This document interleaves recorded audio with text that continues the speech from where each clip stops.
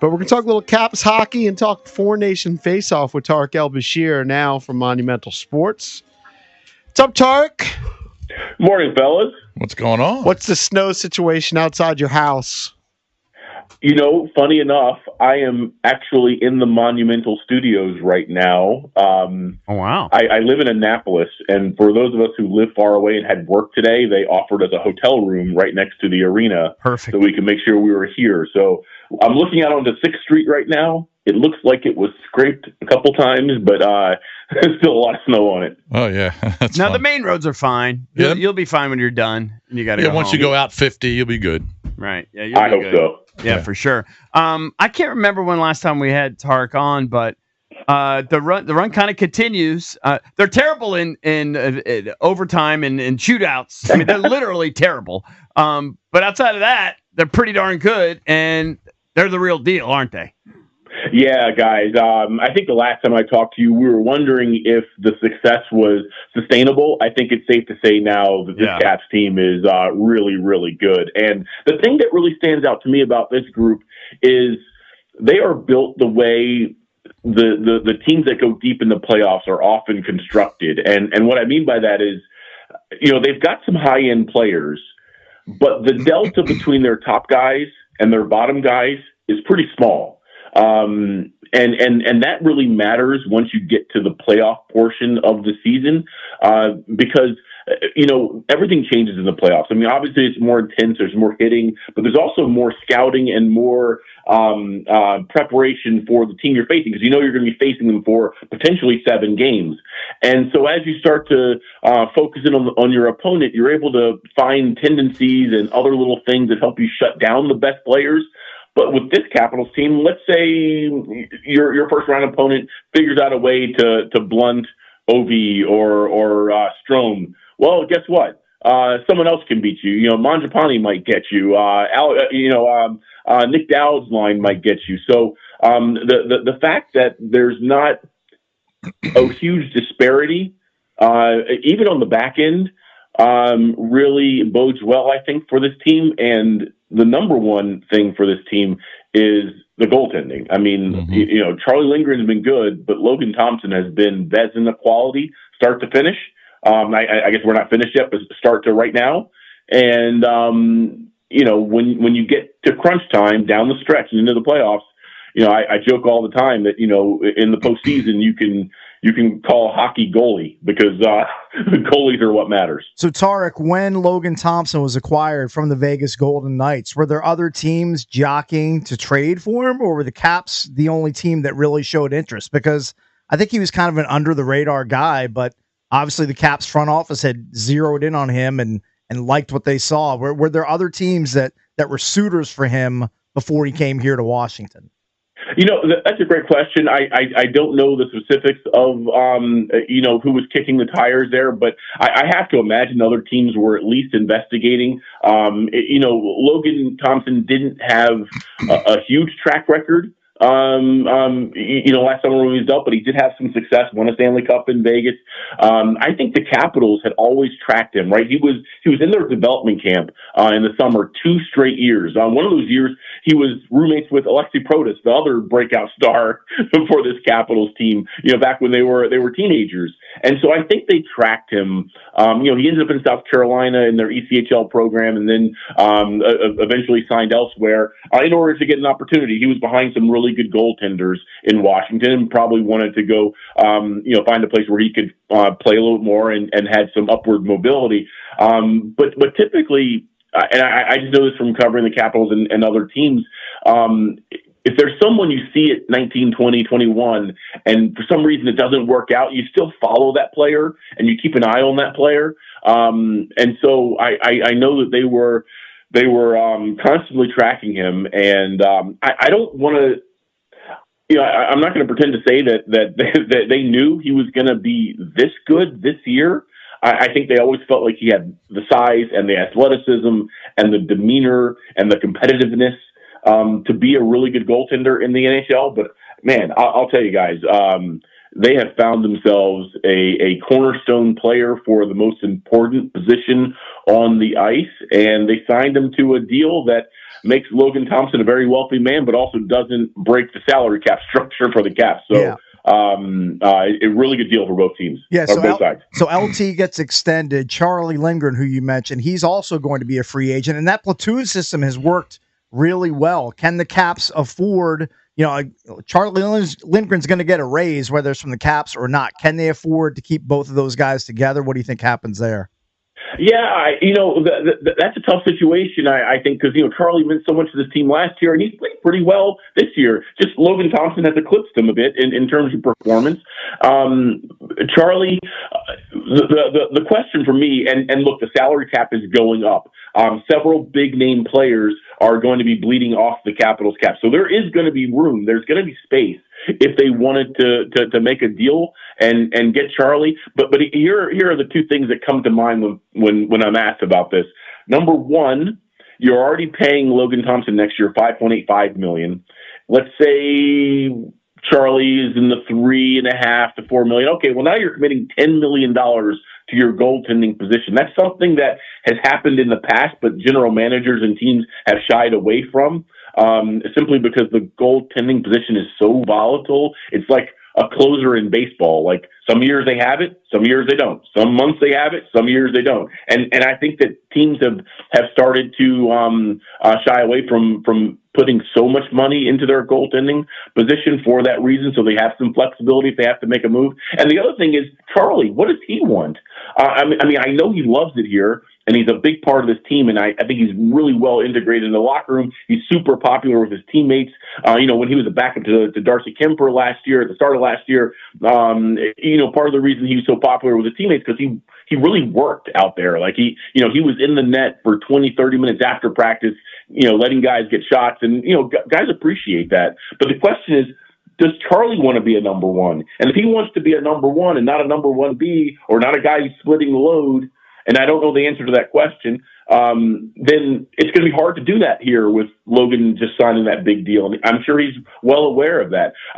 What I hope happens is everyone just focuses in on the end of this year and the playoffs, and then let the chips fall where they may in the off season, because the last thing you want is, guys being distracted or looking too far ahead. And I don't think that's going to happen. Charlie's a quality guy, and 31 years old. He's a pro. He knows how to compartmentalize, contract stuff and performance stuff. So hopefully that doesn't pose an issue. But I guess at the end of the day, if Charlie is okay with where he's slotted right now, sure. I could see a scenario where they are your goaltenders next year. Thompson as your number one, Lindgren as your 1B, where they kind of split right down the middle, or shade a little bit towards Thompson, because that's also the direction this league is going. Very few teams have a Connor Hellebuck or someone like that who plays 70% of the games anymore. Tarik, I realize that we're ways away from the playoffs. Doesn't start until late April.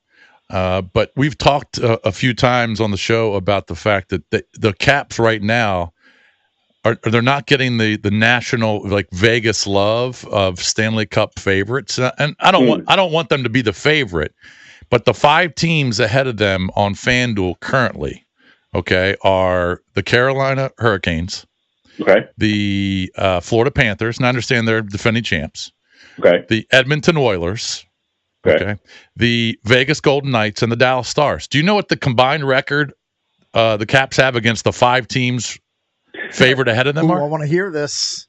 7-2. Ooh. Yeah, they're 7-2 against the 5 teams that are favored ahead of them on FanDuel. Now, look, I understand it's just odds, and some of those teams, like I said, Florida and Edmonton and Carolina, they've had better years over the last few. But man, are they not getting national love, in your opinion, for some reason? They haven't gotten national love since the start of the year. Yeah, right. I got it at the start of the year, where they were this team that no one could figure out. Even the folks here in DC, like myself, didn't know how this team was going to fare. They turned over a third of the roster. They brought in 7 new players. Yeah, I think everyone kind of looked at them and go, on paper they look okay, but I don't know how this is going to work.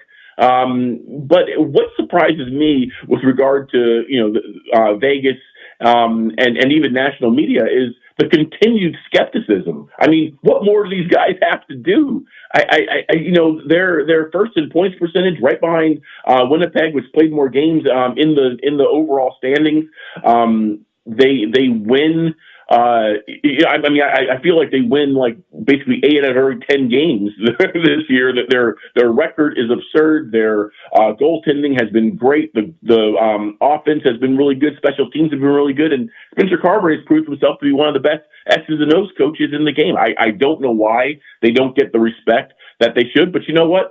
I can't imagine that they're bothered by it. Yeah. You know, I really. Yeah, I'm bothered by it, but they shouldn't be, right? I mean, if anything, you want to fly under the radar. You want teams to overlook you a little bit. I mean, even the Four Nations teams, guys, you got the number 1 team in the league. They didn't get a single player. Yeah, we talked about that too.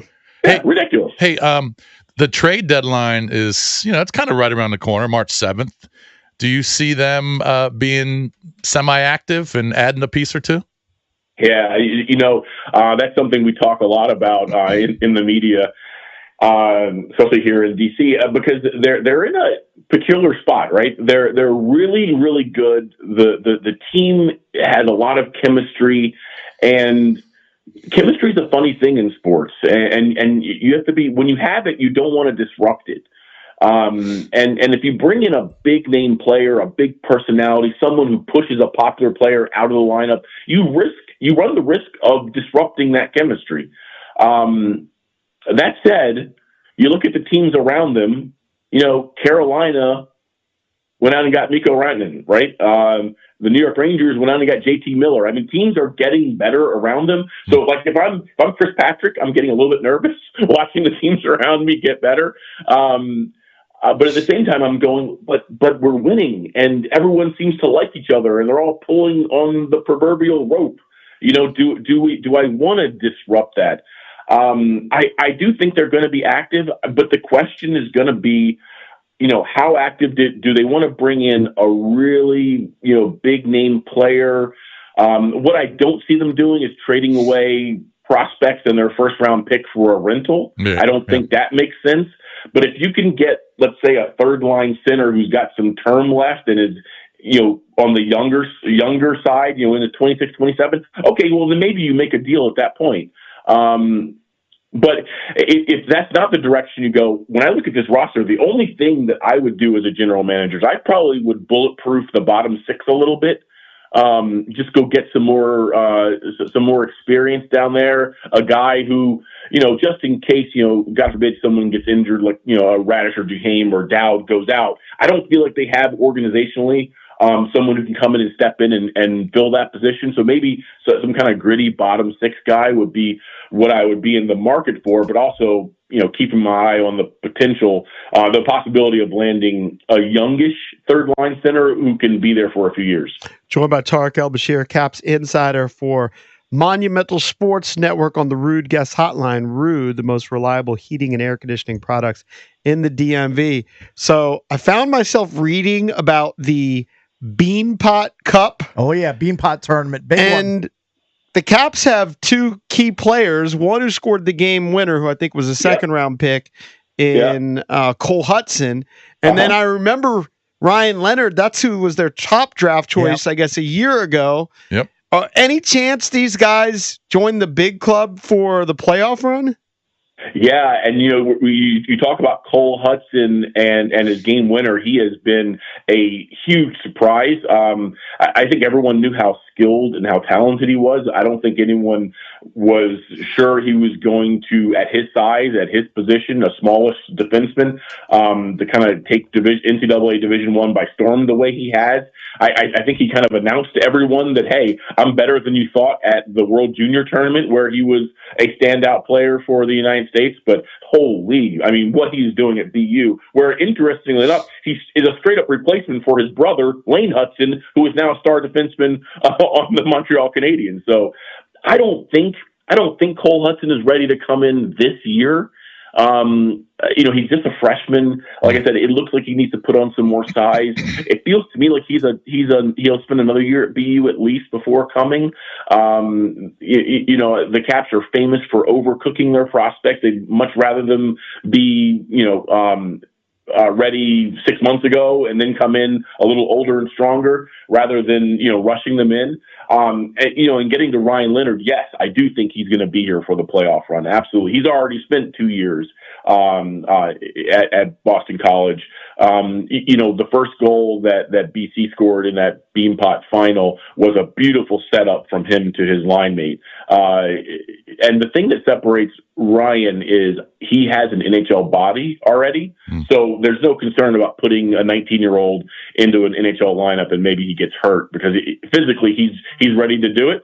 I think BC is, they did lose to BU there in the Beanpot final, which was, I'm sure, incredibly crushing for them after losing in the NCAA championship game the previous year. But they've been the best team. I'm talking about BC here throughout the year. And if they go all the way to the Frozen Four final, which I think everyone is expecting them to do again this year, I think the next day he signs with the Capitals, and the day after that he's in practice. Wow.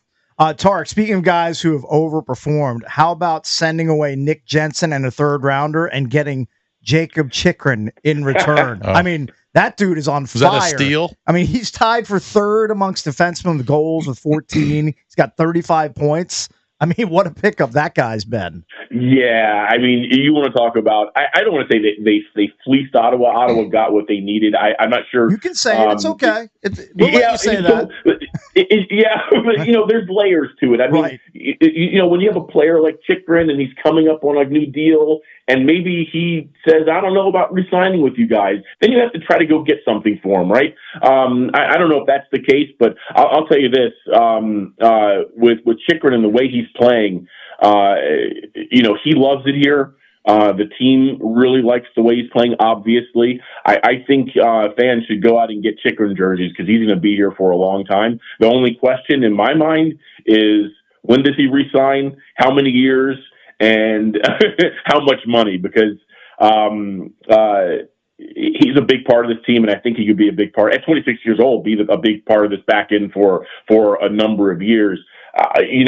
He's probably banking on himself a little bit here. He's having such a good year. It's probably like, why resign it right now? Let's see if I can keep this going and try to get, maximize how much money I can get. So, and conversely for the Capitals, they have to be going, well, every time he scores a goal, his price tag's going up.